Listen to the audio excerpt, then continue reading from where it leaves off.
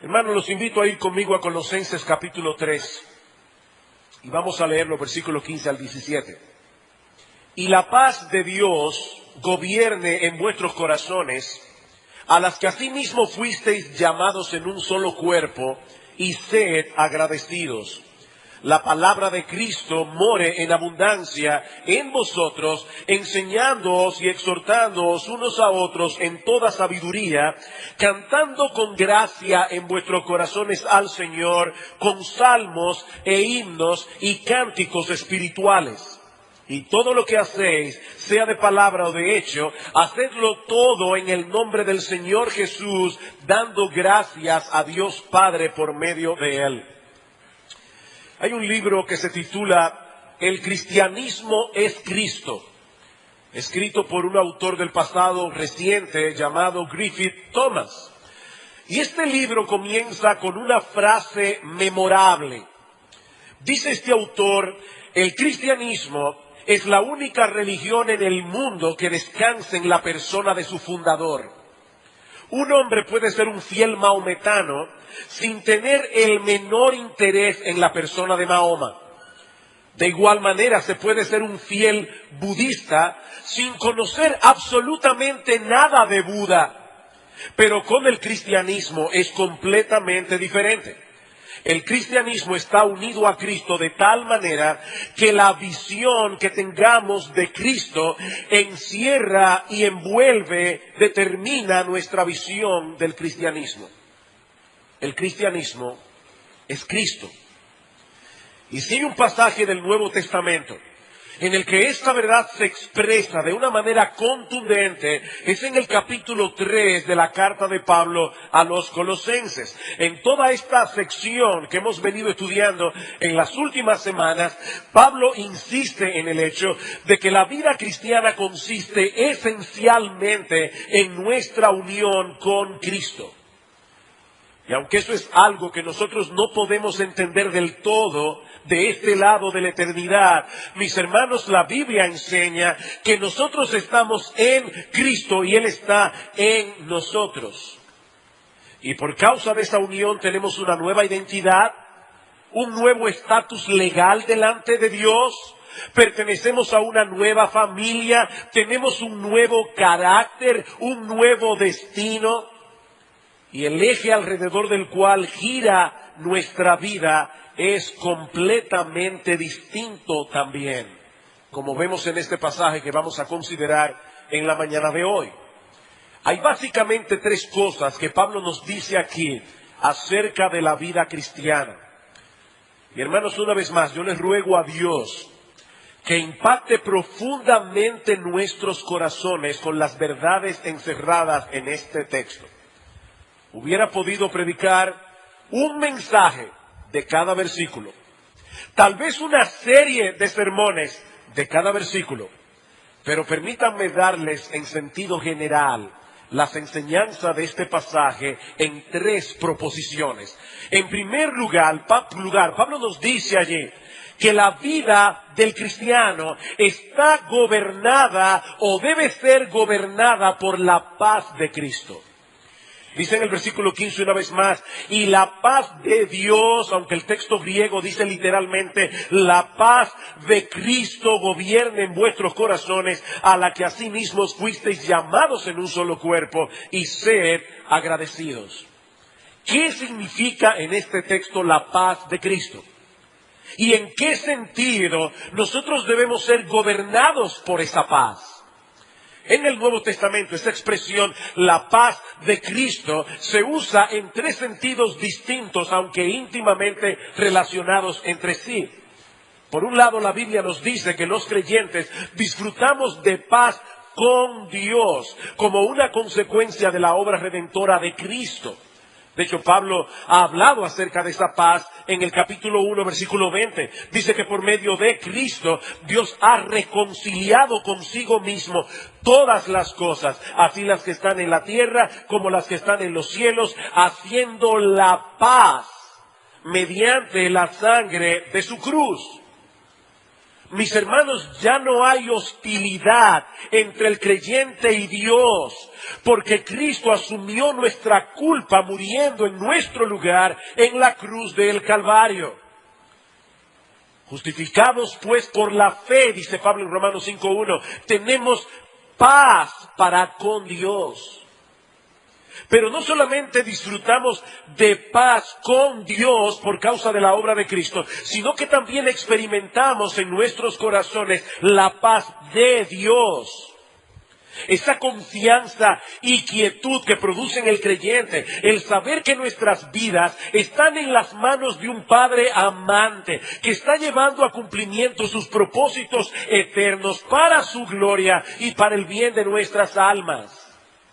Eso trae paz al corazón, independientemente de las circunstancias. Dice el Señor a sus discípulos en Juan 14:27, la paz os dejo, mi paz os doy. Yo no os la doy como el mundo la da. Nosotros no necesitamos de ansiolíticos para poder disfrutar de esa paz. Dice Cristo, yo no la doy como el mundo la da. No se turbe vuestro corazón, ni tenga miedo.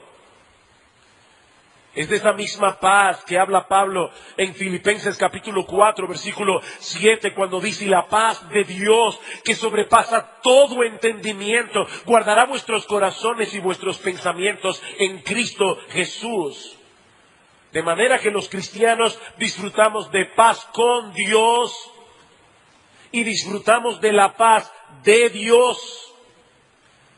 Pero la Biblia también nos enseña que debido a la muerte de Cristo en la cruz, no solamente fuimos reconciliados con Dios, sino que vinimos a formar parte de una comunidad llamada la Iglesia, en la que Cristo derribó todas las paredes que nos separaban unos de otros. Efesios capítulo 2. Carta de Pablo a los Efesios capítulo 2, versículo 14.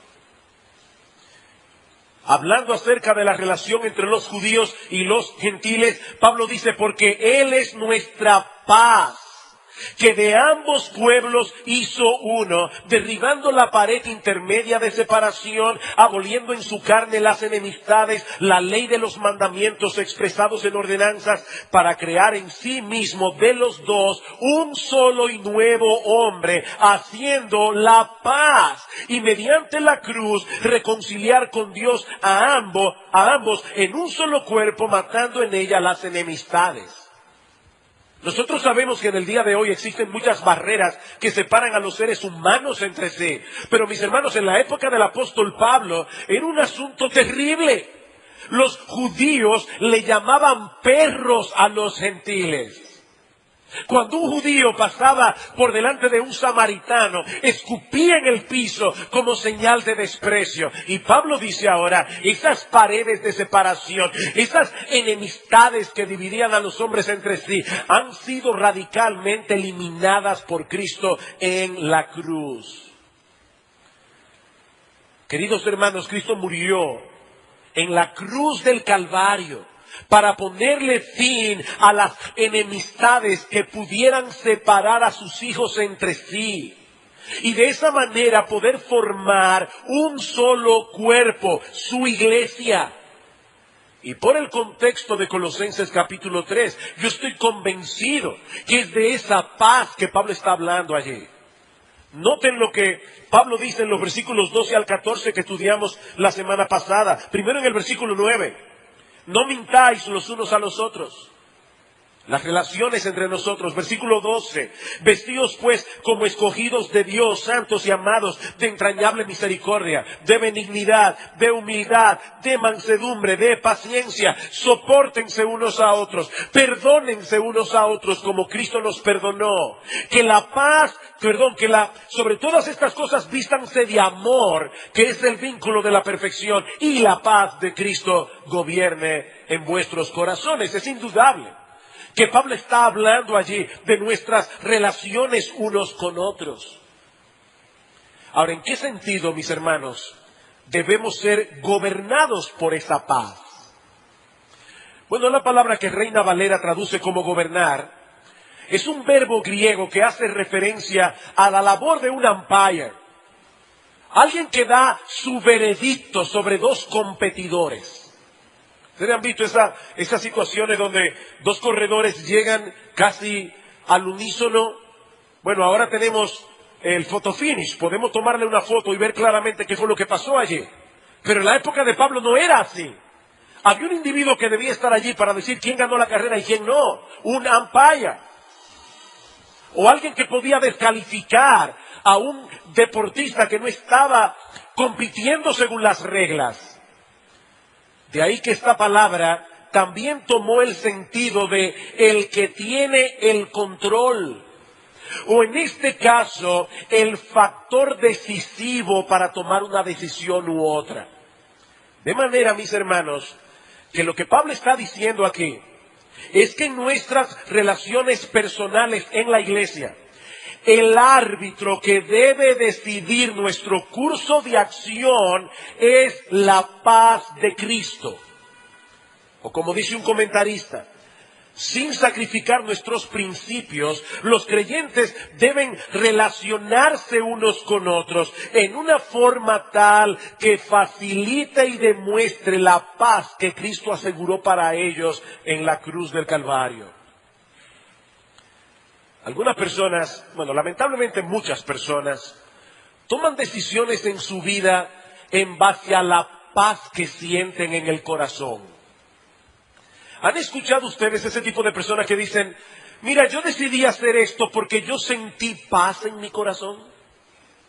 Bueno, déjame decirte algo. Muchas decisiones equivocadas, decisiones que han traído consecuencias terribles sobre muchas personas, han sido tomadas con mucha paz en el corazón. Mis hermanos, ¿qué dice la Biblia en Jeremías capítulo 17? Engañoso es el corazón más que todas las cosas. Mi hermano querido, no te lleves de tu corazón. No es de ese tipo de paz interior del que Pablo está hablando aquí. Lo que él está diciendo es que a la hora de tomar un curso de acción en vez de otro, el aspecto dominante debe ser aquello que contribuye a la paz y a la mutua edificación, como dice Pablo en Romanos capítulo 14, versículo 19. Por eso es que Pablo continúa diciendo en el texto de Colosenses, a la que asimismo fuisteis llamados en un solo cuerpo. Nosotros somos un cuerpo. Cuando Dios nos llamó eficazmente a la salvación, lo hizo a través de la iglesia y lo hizo para que nosotros vengamos a formar parte de esa iglesia. Nosotros somos miembros los unos de los otros. ¿Saben lo que ocurre, mis hermanos, cada vez que una persona se convierte al Señor y viene a formar parte de la iglesia? Bueno, lo que ocurre es un trasplante de miembro. Una de las cosas que saben los médicos es que cuando se hace un trasplante de algún órgano en el cuerpo, uno de los problemas es que muchas veces el cuerpo rechaza el órgano trasplantado. Y el éxito de la operación consiste precisamente en que el cuerpo se adapte a ese nuevo órgano, que el cuerpo reciba como si fuera suyo ese nuevo miembro. Pues ¿saben qué es lo que Cristo hace, mis hermanos? Cada vez que un nuevo creyente es añadido a la membresía de esta iglesia, es un trasplante de órgano. Y los trasplantes que hace Cristo son todos exitosos. El cuerpo no puede rechazar ese órgano, porque es Cristo mismo quien ha traído a esa persona a formar parte integral y esencial de ese cuerpo. Mis hermanos, si nosotros realmente valoramos la sangre que Cristo derramó en la cruz del Calvario, nosotros no podemos tomar a la ligera la unidad que Él compró para su pueblo al precio de esa misma sangre. Sangre del Hijo de Dios.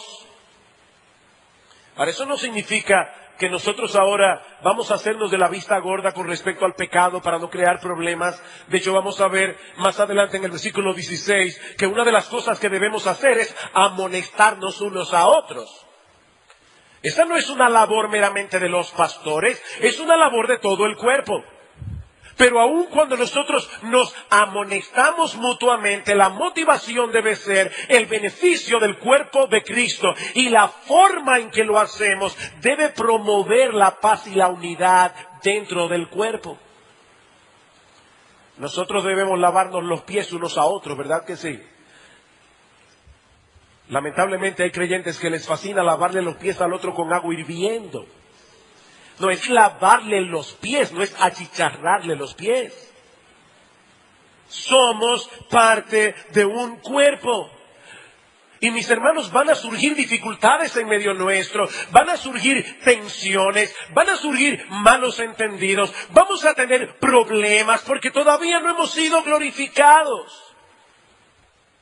Pero el factor decisivo en nuestra actuación, cuando esas cosas ocurran, el factor decisivo es promover la paz de Cristo.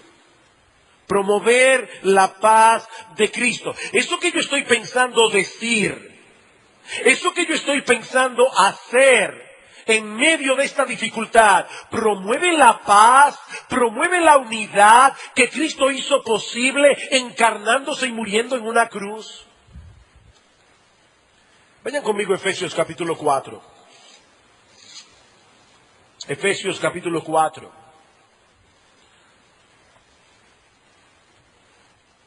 Dice Pablo en el versículo 1. Yo pues, preso en el Señor, os ruego que andéis como es digno de la vocación con que fuisteis llamados, con toda humildad y mansedumbre, soportándoos con paciencia los unos a los otros, en amor, solícitos en guardar la unidad del Espíritu en el vínculo de la paz. Solícitos. Esta palabra significa literalmente siendo diligente o poniendo el mayor empeño en preservar la unidad y la paz en el cuerpo de Cristo. ¿Saben lo que ocurre, mis hermanos, cuando nosotros no estamos siendo proactivos, no estamos siendo intencionales en promover la paz y la unidad en el pueblo de Dios? Que sin quererlo vamos a ser usados por el diablo para crear división en la iglesia. Y por supuesto, ningún creyente verdadero se ve a sí mismo como un instrumento de Satanás para causar división en medio de la iglesia. Satanás es lo suficientemente astuto como para presentarlo de otra manera. No es una preocupación por la iglesia. Pero movido por esa supuesta preocupación por la iglesia, comenzamos a esparcir rumores. Comenzamos a hablar mal de otros hermanos o de otros pastores. Comenzamos a sembrar dudas en la mente y el corazón de otros hermanos. Mi hermano amado, mi hermana amada, no te engañes. Cuando un creyente, cuando un miembro de la iglesia no está cultivando activamente esas virtudes de las que Pablo habla en Colosenses capítulo 3, versículos 12 al 14 que vimos la semana pasada, misericordia, benignidad, mansedumbre, paciencia, perdón. Cuando va por ahí quejándose y hablando mal de otros a sus espaldas, esa persona está siendo usada por el diablo. Independientemente de cómo él se evalúe a sí mismo, es un instrumento de Satanás para sembrar una semilla de división en la iglesia. ¿Cómo podemos combatir eficazmente ese espíritu malhumorado, ese espíritu querelloso que usualmente se encuentra detrás de todos los disturbios y de todas las divisiones en el pueblo de Dios? ¿Cómo? Bueno, mis hermanos, yo pudiera responder esa pregunta diciendo muchas cosas, pero voy a limitarme a la enseñanza de nuestro texto. Noten lo que sigue diciendo Pablo, Colosenses 3. Y la paz de Cristo, gobierne en vuestros corazones, a la que asimismo fuisteis llamados en un solo cuerpo, y sed agradecidos. Una lectura rápida de ese pasaje puede llevar a alguien a pensar que Pablo ha cambiado bruscamente de tema al final de este versículo. Pero mis hermanos, no es así. Pablo está hablando de lo mismo que ha venido hablando antes. Y lo que él está diciendo es que la unidad y la gratitud están íntimamente relacionadas. La unidad y la gratitud están íntimamente relacionadas. Un creyente que realmente aprecia todo lo que Dios ha hecho a su favor, gratuitamente por gracia, le será mucho más fácil reaccionar con gracia ante las ofensas de los demás. ¿Qué dice Pablo en Colosenses 3:13? De la manera que Cristo os perdonó, así también hacedlo vosotros. Mi hermano, déjame hacerte una pregunta. ¿Qué tan consciente tú estás de la cantidad de pecados que Cristo te perdonó en la cruz del Calvario, que te sigue perdonando y que te seguirá perdonando hasta que te lleve seguro a la gloria? ¿Qué tantos pecados Cristo te perdona cada día? Bueno, si tú aprecias ese perdón, si tú aprecias esa paciencia que tiene Dios para contigo, si tú aprecias esa bondad, esa benignidad de Dios en su trato para contigo, mi hermano, no te será muy difícil reaccionar con esa misma gracia cuando te sientas ofendido por otro. ¿Qué tanto tú valoras la gracia de Dios? ¿Qué tanto tú aprecias la gracia de Dios en Cristo? ¿Qué tantas acciones de gracias le das a Dios cada día por todas sus bondades y beneficios? Porque eso va a determinar la manera como tú te relacionas con las demás personas. Pero no solamente eso. Un creyente que realmente aprecia la gracia de Dios en Cristo podrá luchar eficazmente contra el enemigo más poderoso que tiene la unidad. ¿Saben cuál es el enemigo más poderoso de la unidad? La envidia. La envidia. Dice Guillermo Hendrickson al respecto: cuando una persona se siente ricamente bendecida y realmente valora ardiente y profundamente los beneficios que ha recibido de Dios, difícilmente envidiará las riquezas o los talentos de otros. Mis hermanos, déjenme decir algo que debe ser obvio para todos nosotros, pero yo quiero ponerlos a pensar en eso en esta mañana. La iglesia es una familia en la que existen, conviven al mismo tiempo la desigualdad y la igualdad. Voy a repetir eso otra vez. La iglesia es una familia en la que existe al mismo tiempo la desigualdad y la igualdad. Es obvio, mis amados hermanos, que no todos aquí tienen el mismo nivel económico. Es obvio, mis hermanos, que no todos aquí tienen el mismo nivel educativo. Es obvio que no todos aquí tienen los mismos dones y los mismos talentos. En eso hay desigualdad. Pero ¿saben qué? A pesar de eso, todos nosotros disfrutamos de la misma gracia de Dios.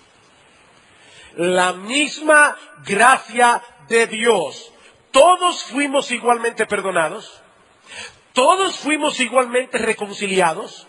Todos fuimos igualmente adoptados en la familia de Dios. Todos tenemos el mismo Padre, el mismo Salvador, el mismo Espíritu Santo morando en nuestros corazones. Todos compartimos el mismo destino. Todos seremos participantes de la misma herencia. Si nos enfocamos En aquellos aspectos en los que no somos iguales, es muy probable que la amargura brote en el corazón y con ella las divisiones. Pregunta, ¿cuál es el antídoto de ese veneno? La gratitud. La gratitud, mis hermanos, es el antídoto de ese veneno. Mis hermanos, todos nosotros por igual tenemos un montón de cosas que agradecer a Dios. Si somos creyentes. Todos compartimos a igualdad aquellas cosas que realmente poseen valor eterno. Así que si en verdad apreciamos lo que Dios nos ha concedido en Cristo gratuitamente, por gracia, en vez de ir por la vida demandando que los demás nos traten de cierta manera, no me saludó, no me invitaron, no. En vez de ir por la vida demandando ese tipo de cosas, más bien nos convertiremos en canales de bendición para otros. Mis hermanos, si nosotros somos creyentes, tenemos gracia que sobreabunda para darle a otros. Ahora, yo sospecho que el apóstol Pablo tenía otra cosa en mente cuando habló en este pasaje acerca de la gratitud. Déjenme hacerles una pregunta.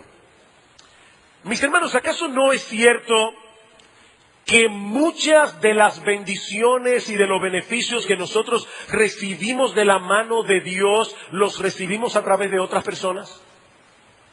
¿No es cierto eso? Piénsalo. ¿Y acaso no es cierto que la tendencia natural de nuestros corazones es a fijarnos en los pecados y debilidades de otros en vez de fijarnos en los beneficios que recibimos de ellos?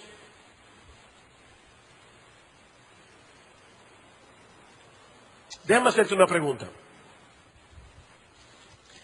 ¿Qué tan frecuentemente tú le das gracias a Dios por los beneficios que recibes de otras personas? Oye la pregunta. ¿Qué tan frecuentemente tú le das gracias a Dios por los beneficios que tú recibes de otra persona? Piensa en esta semana que pasó. Te voy a dar un segundo para que lo pienses. Es que quiero que lo hagas, no es simplemente que me escuches a mí.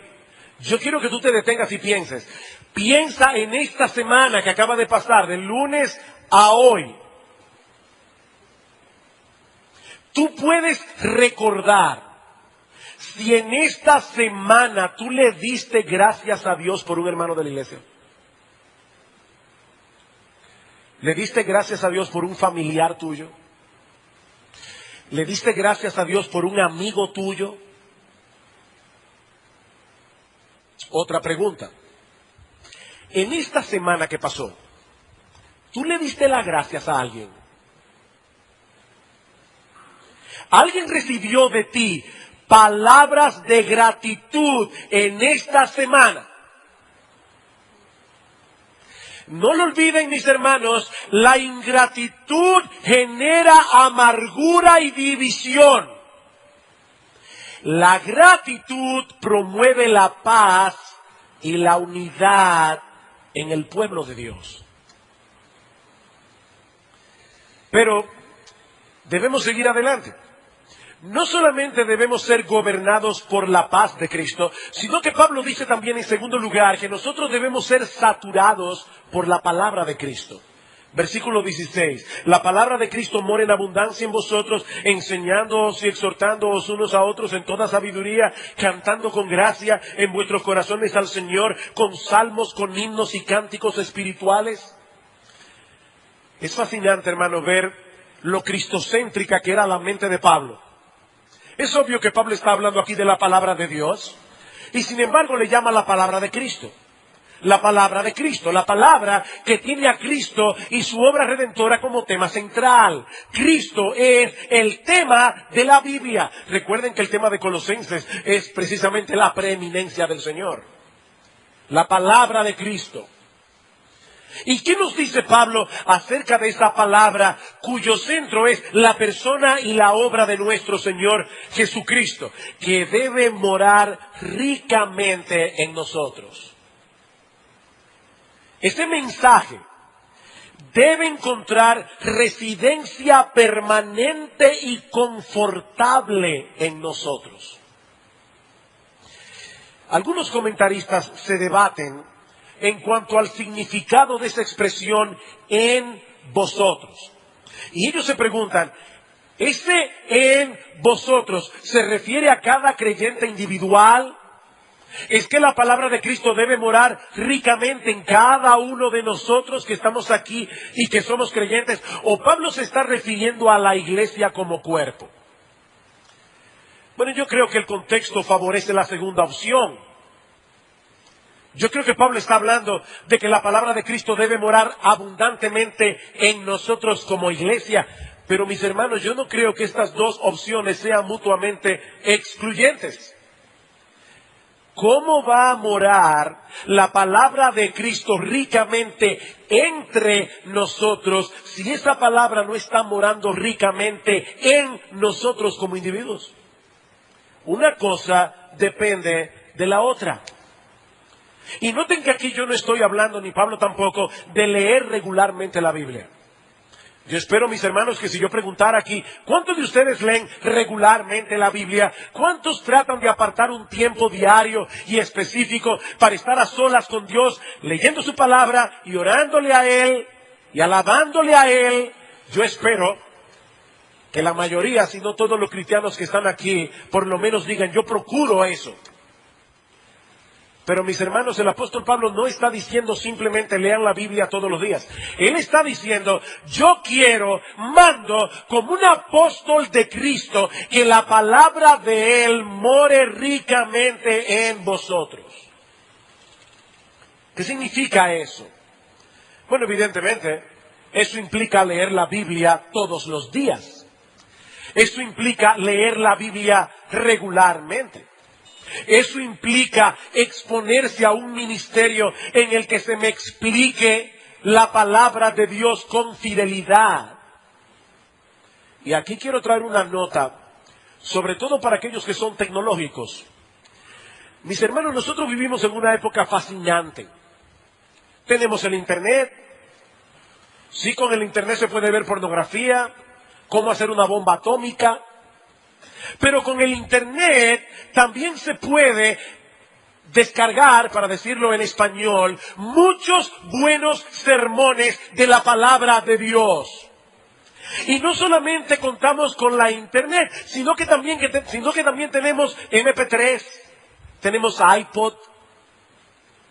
Podemos hacer ejercicio oyendo la palabra de Dios grabada. Podemos hacer muchas cosas en la casa, escuchando sermones de la palabra de Dios. Tenemos un lugar como sermonaudio.com, donde hay miles y miles y miles de buenos sermones de la palabra de Dios.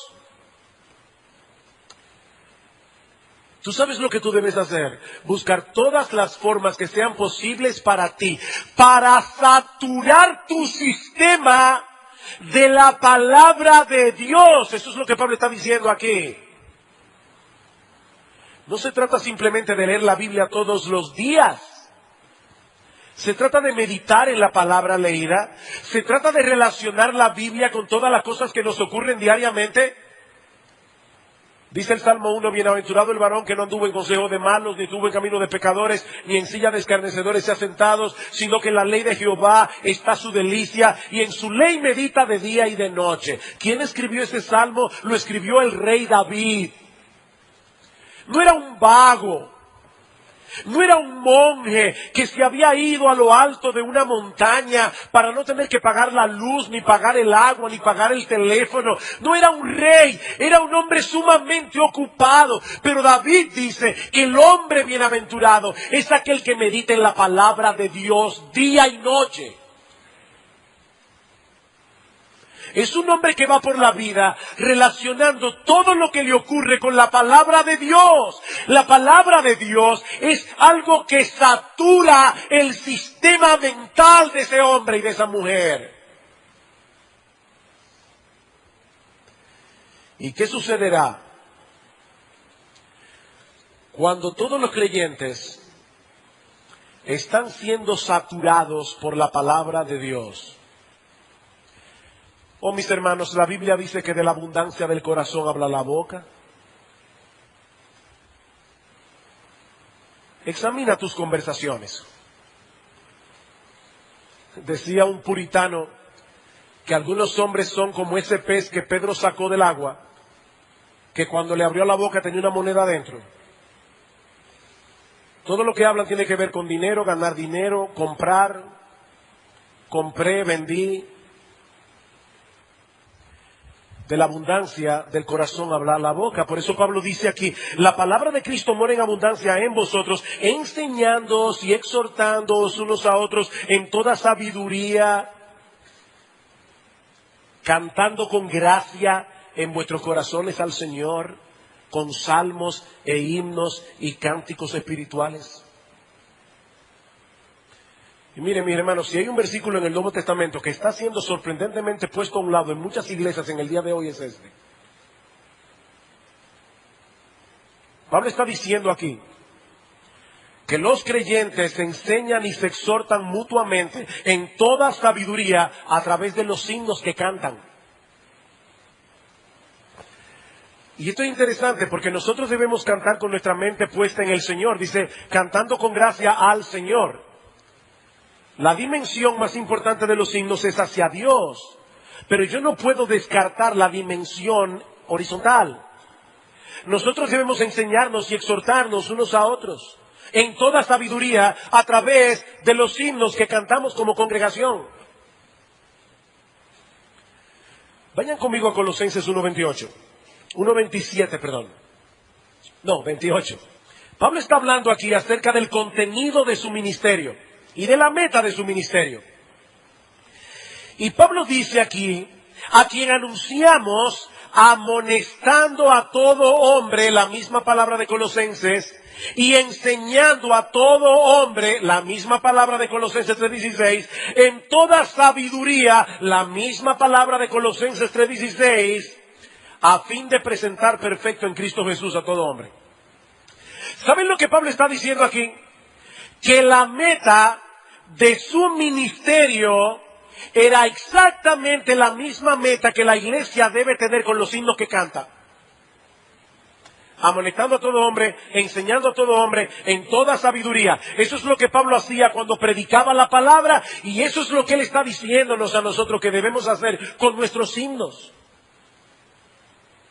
Ese es el tema. El mismo cuidado que nosotros debemos tener con respecto a quién se para aquí en el púlpito para predicar la palabra de Dios es el mismo cuidado que debemos poner al seleccionar nuestros himnos. Eso es lo que estoy diciendo. Así como los pastores no debemos permitir que cualquiera venga y se ponga frente a ustedes a predicarles la palabra, así también debemos ser celosos con los himnos que escogemos para cantar aquí. Escuchen lo que dice Warren Wiersbe. Y escuchen esto con mucha atención, hermanos. Estoy convencido de que las congregaciones aprenden más teología, buena y mala, de las canciones que cantan que de los sermones que escuchan. ¡Wow! Y sigue diciendo Wiersbe. Muchos sermones son doctrinalmente sanos y contienen una buena cantidad de información bíblica, pero carecen del contenido emocional necesario para conseguir el asentimiento de los oyentes. La música, sin embargo, alcanza la mente y el corazón al mismo tiempo. Posee el poder de tocar y mover las emociones y por esa misma razón puede ser un maravilloso instrumento en las manos del Espíritu de Dios o un arma terrible en las manos del diablo.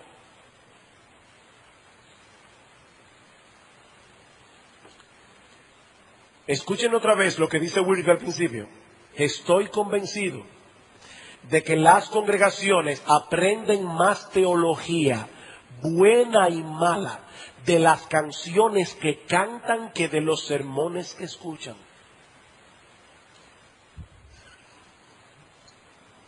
Mis hermanos, el propósito de nuestros cantos en la iglesia no es entretener.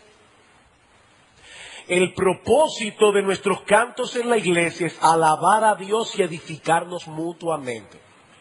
Las dos cosas a la vez. Las dos cosas a la vez.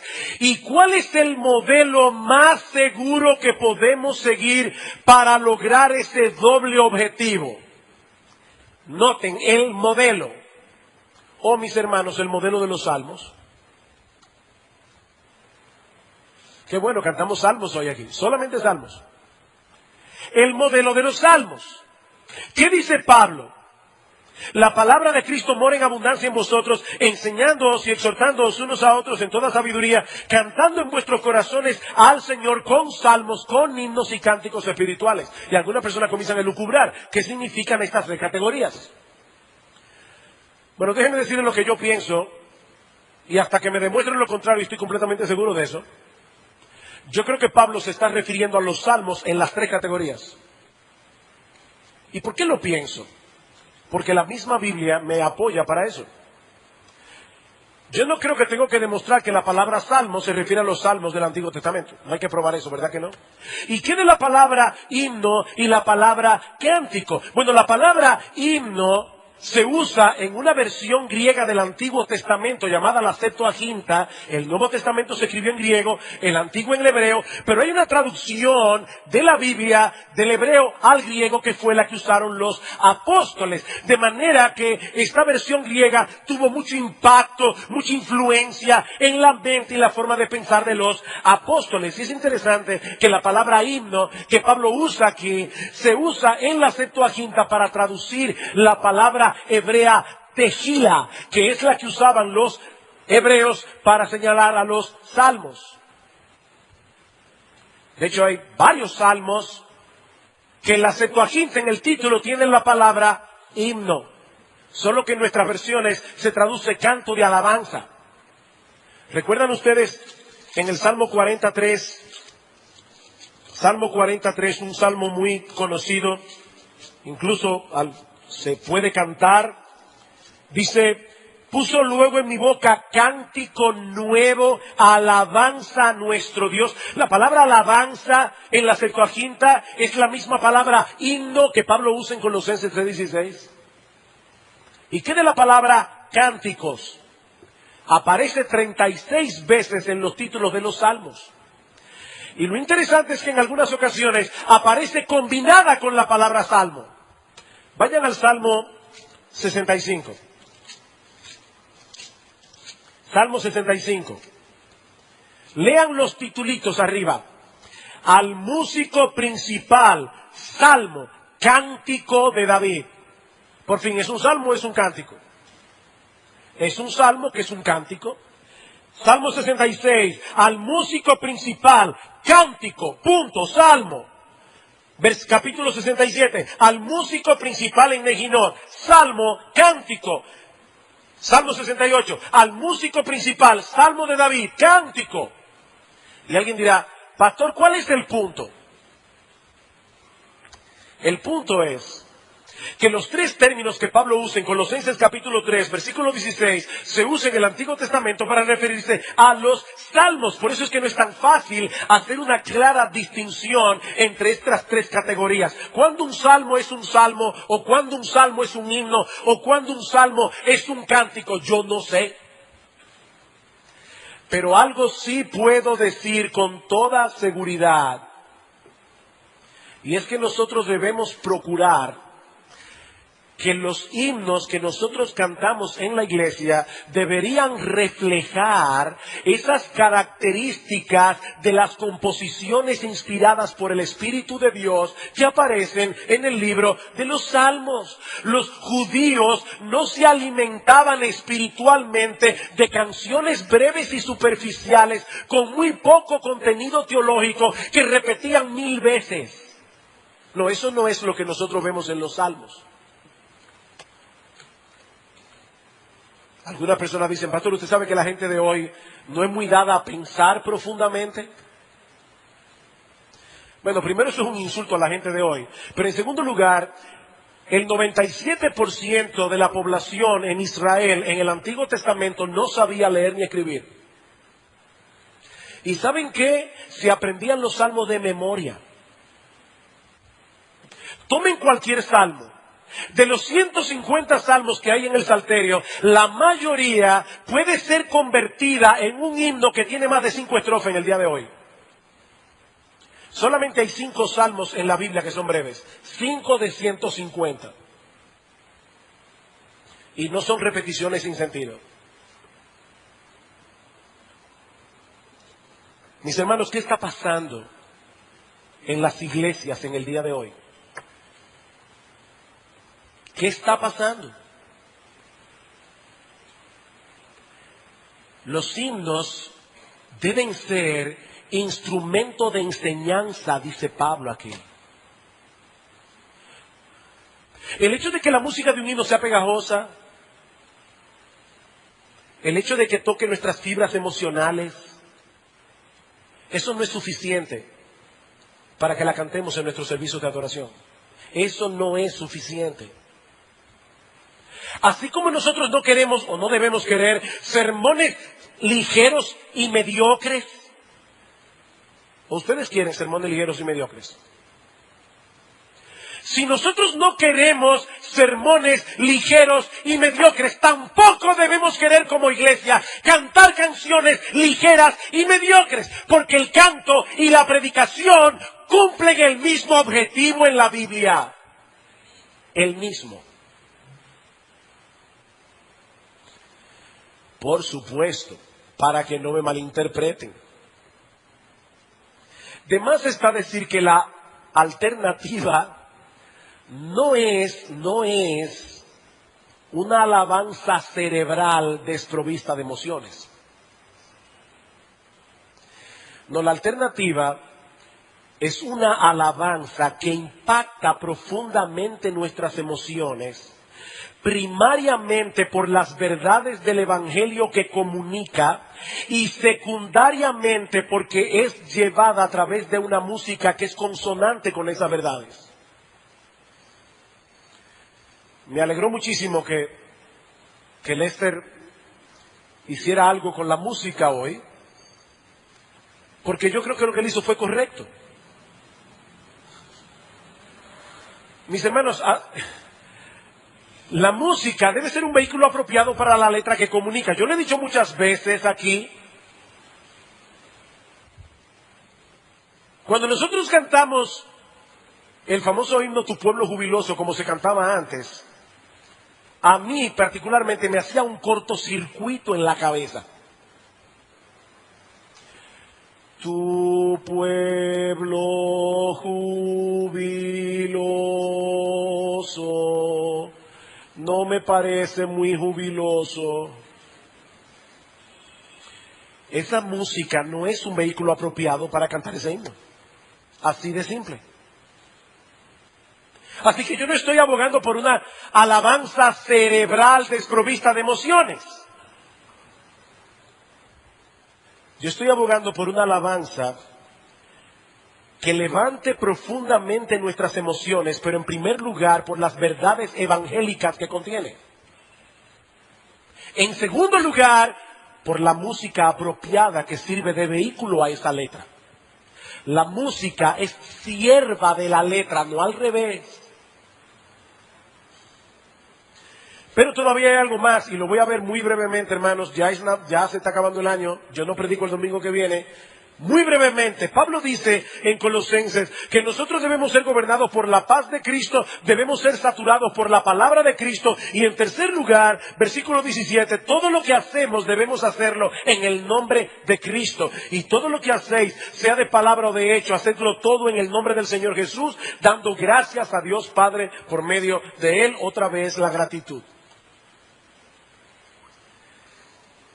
Quizá la mejor manera de comprender el alcance de estas palabras es pensando en un embajador.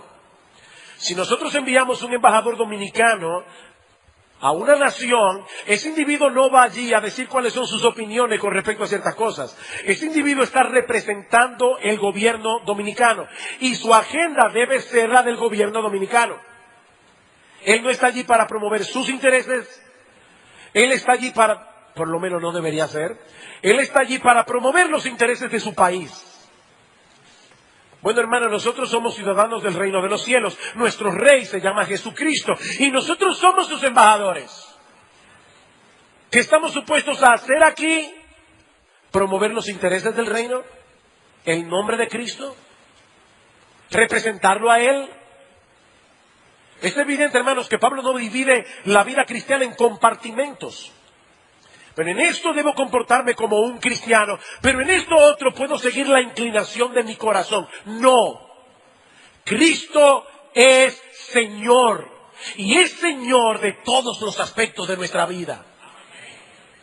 ¿Qué dice Pablo aquí? Todo lo que hacéis, sea de palabra o de hecho, hacedlo todo en el nombre del Señor Jesús. Sam Storm lo explica de este modo. Esto significa en el nombre del Señor Jesús, por causa del Señor Jesús, o reconociendo abierta y explícitamente que solo Él es soberano y Señor sobre todo, o para la gloria del Señor Jesús, o admitiendo humildemente que Él es la fuente de todo bien, o por causa de quien Él es y por todo lo que Él llevó a cabo en su vida, muerte y resurrección. Todo eso significa en el nombre de Jesús. Para ponerlo en un lenguaje más práctico, lo que Pablo está diciendo aquí es que los cristianos no actuamos a la ligera, los cristianos no actuamos por impulso, consideramos cuidadosamente si lo que vamos a decir o lo que vamos a hacer es consecuente con nuestra profesión de fe. Hay muchos aspectos de la vida cristiana que nosotros llamamos áreas grises, donde nosotros no vemos claramente una directriz de la Biblia. Bueno, mis hermanos, sea aquí una buena guía para decidir en esas prácticas grises. Sam Storm sugiere las siguientes preguntas. ¿Puedo hacer esto en el nombre y para la gloria de Cristo? Otra pregunta. ¿Es esta una decisión que me estimulará y facilitará darle gracias a Dios? Tú puedes al final de eso decir, gracias Señor por esta película que acabo de ver. Esa es la pregunta. ¿Será esto algo que honre a mi Salvador? ¿Cuál decisión o dirección mostrará más claramente a Cristo como el tesoro de mi vida y como el Dios hermoso y glorioso que Él es? Señor, ese vestido me queda pintado. Ahora, si yo me lo pongo, yo voy a mostrarle al mundo que Cristo es mi Señor. Yo voy a mostrarle al mundo con esta ropa que Él es mi tesoro, que yo vivo enteramente para Él. Esa es la pregunta. Y hermano, yo insisto, Pablo no excluye absolutamente nada. Todo lo que hacéis, ya sea de palabra o de hecho, hacedlo en el nombre del Señor Jesús. He ahí el cuadro de una vida cristocéntrica. No se trata de seguir un conjunto de reglas. No se trata de procurar continuamente nuevas experiencias espirituales. No, mis hermanos, se trata de conocer a Cristo, admirar a Cristo, vivir para Cristo y en dependencia del Espíritu Santo ser cada vez más como Él. Es de eso que se trata la vida cristiana. Y amigos, si tú estás aquí sin Cristo, déjame aclararte algo. Nadie se va a salvar tratando de imitar a Cristo. De hecho, te lo voy a poner más lejos. Es que es imposible que nosotros imitemos a Cristo. No, lo que Dios demanda de ti en este momento es que tú te arrepientas de tus pecados y vengas a Él en arrepentimiento y fe, confiando en la obra que Él hizo en la cruz del Calvario para el perdón de nuestros pecados, descansando únicamente en los méritos de Él, no en los tuyos. entonces y solo entonces podrás comenzar a vivir la vida cristocéntrica que Pablo describe en este pasaje. Que el Señor bendiga abundantemente su palabra en esta mañana para la edificación de los creyentes y para la salvación de los incrédulos. Vamos a orar. Padre bueno, queremos darte muchas gracias por tu palabra. Queremos darte gracias, Señor, porque hace 2000 años tú inspiraste al apóstol Pablo para que escribiera una carta a una iglesia desconocida en Asia Menor. Y hoy, 2000 años después, nosotros estamos derivando beneficios de esta carta. Gracias por tu palabra, Señor. Pero sobre todas las cosas, gracias por Cristo, que es el centro de esa palabra. Señor, mira a cada uno de los miembros de Iglesia Bíblica del Señor Jesucristo. Señor, ayúdanos a vivir vidas cristocéntricas. Señor, ayúdanos a ser cada vez más como nuestro precioso y bendito Salvador Jesucristo. Y mira a aquellos que están aquí que no te conocen. Señor, muévelos eficazmente a Él. Muévelos eficazmente a venir a Cristo en esta misma hora en arrepentimiento y fe. Alabado sea tu nombre, en Cristo nuestro Señor. Amén.